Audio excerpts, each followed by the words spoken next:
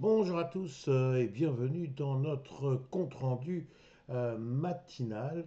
Et ce matin, je dois presque faire un peu mon autocritique puisque hier je prévoyais plutôt une séance assez morne, encore une fois. La préoccupation, à mon sens, venait de l'attente des fameux chiffres mensuels officiels de l'emploi américain et des conséquences du fameux shutdown qui est donc était entré en vigueur à partir de minuit.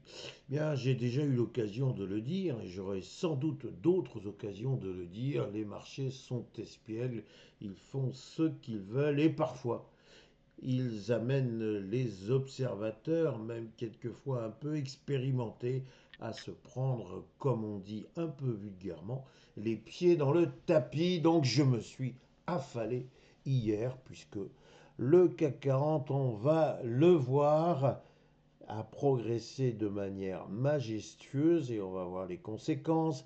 Quant au S&P 500, que voulez-vous, il avait abandonné son habitude favorite, à savoir accumuler les records historiques. Eh bien, il a repris ses bonnes vieilles habitudes.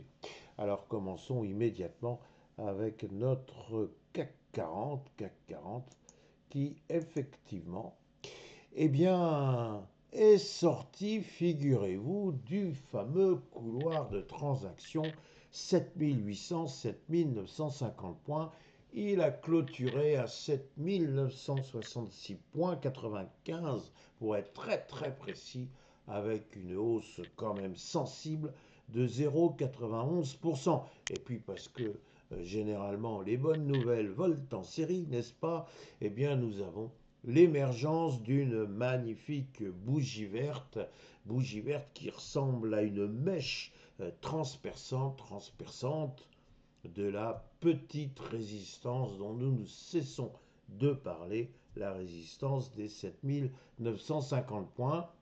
J'ai donc titré enfin point d'interrogation. Pourquoi point d'interrogation?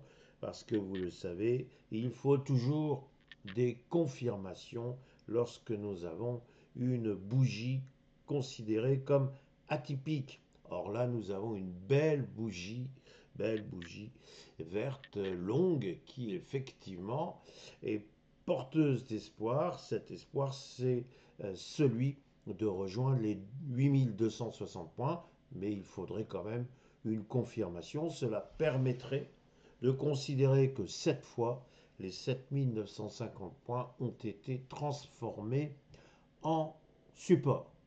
Alors pourquoi cette hausse d'un coup? Eh bien, ce vent joyeux, ce vent qui n'avait aucune fraîcheur venait tout simplement des États-Unis, avec un paradoxe que maintenant vous connaissez bien, paradoxe que si vous le connaissez, j'allais dire vous, les novices ont du mal à l'appréhender, à savoir qu'une mauvaise nouvelle peut être une excellente nouvelle.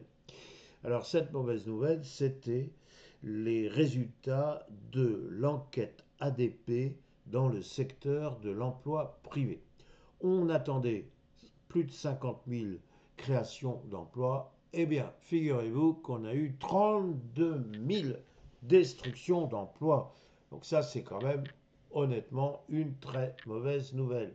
Oui, mais cette mauvaise nouvelle implique que la Fed va bientôt baisser de nouveau ses taux. Pourquoi? Parce que, on l'a vu, la Fed est un peu rassurée par la maîtrise de l'inflation, donc elle n'a pas besoin d'augmenter ses taux pour lutter contre l'inflation.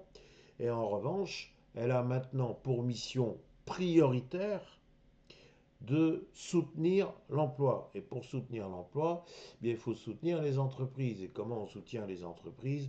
En leur favorisant l'accès au crédit. La boucle est bouclée. Et alors là, chaque fois que l'on parle de baisse des taux, les réactions sont toujours les mêmes. Les marchés adorent, et ils adorent tellement qu'ils ont eu besoin de saluer la prochaine perspective de baisse des taux par la Fed. On se rappellera que cette dernière avait voulu tamboriser un peu les ardeurs en venant dire ce que tout le monde sait, que les marchés actions sont correctement valorisés et que la baisse des taux n'est pas forcément quelque chose de systématique. Il faut regarder les données économiques. Donc là, on les a, les données économiques.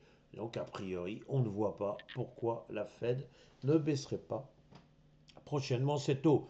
N'en jetez plus, ça suffit pour que le camp acheteur prenne de l'ascendant. Et ce fut le cas sur le CAC 40. Donc en synthèse, on attend maintenant une confirmation du passage des 7950 points. Si maintenant j'en viens à mon S&P 500, qu'est-ce que je constate? Qu'il y a un nouveau record historique. Ça faisait longtemps, n'est-ce pas? On est à un plus haut historique de 6718 points, 48 en d'autres termes. Nous avons cette fois débordé les 6700 points. Alors question, est-ce que ces 6700 points vont désormais être un support ou est-ce un petit surplus de résistance comme une espèce de petite agression éphémère qui susciterait chez un certain nombre d'acheteurs le fameux remords justement d'avoir abouti à un record et avec un remords qui consiste à dire est-ce qu'on va pas un peu trop vite? Est-ce qu'on ne s'est pas enthousiasmé un peu trop vite? Donc il nous faut, là aussi, comme sur le CAC 40, il nous faut une confirmation du débordement des 6700 points.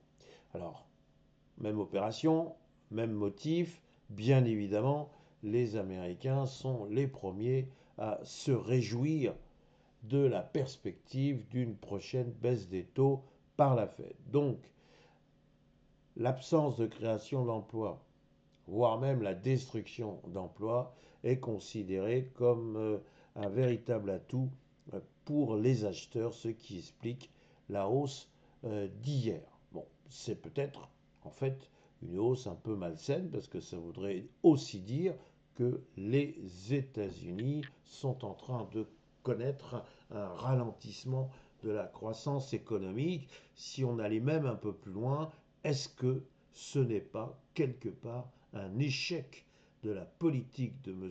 Trump en termes de taxes douanières? Est-ce que les entreprises américaines ne sont pas en train de souffrir de toute cette avalanche de taxes? On le saura très certainement un peu plus tard avec la nouvelle saison des résultats. Pour l'instant, les opérateurs ne veulent absolument pas enlever leurs belles lunettes roses. Il est hors de question d'enlever celles-ci.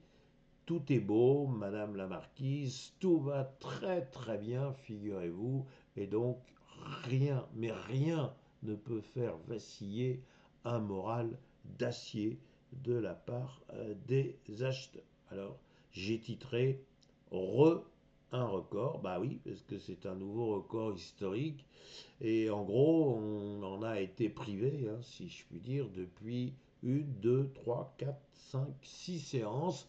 La septième était la bonne. Donc après 6 séances sans record historique, on se retrouve avec une septième. On débute forcément très très bien ce mois d'octobre. Il faudrait maintenant confirmer. Cet après-midi, on n'aura pas grand-chose si ce n'est les chiffres hebdomadaires du chômage. Il n'y a pas pour l'instant de vent contraire sur le S&P 500. Sauf effectivement à ce que je viens de répéter, comme beaucoup, que vraiment, vraiment, le S&P 500, eh bien, il nous fait un petit peu peur. Un certain nombre d'observateurs, dont je suis, craignent un retournement violent, mais tant que celui-ci n'est pas apparu, tant qu'il n'y a pas d'amorce, tant qu'il n'y a pas de véritable signal, cela ne sert à rien d'anticiper. Pour le moment, les acheteurs sont aux manettes, dont Tact. Voilà mes réflexions du jour. J'espère que ça va vous permettre à votre tour de conforter vos opinions et je vous dis avec un très grand plaisir que je vous retrouverai demain matin. Merci.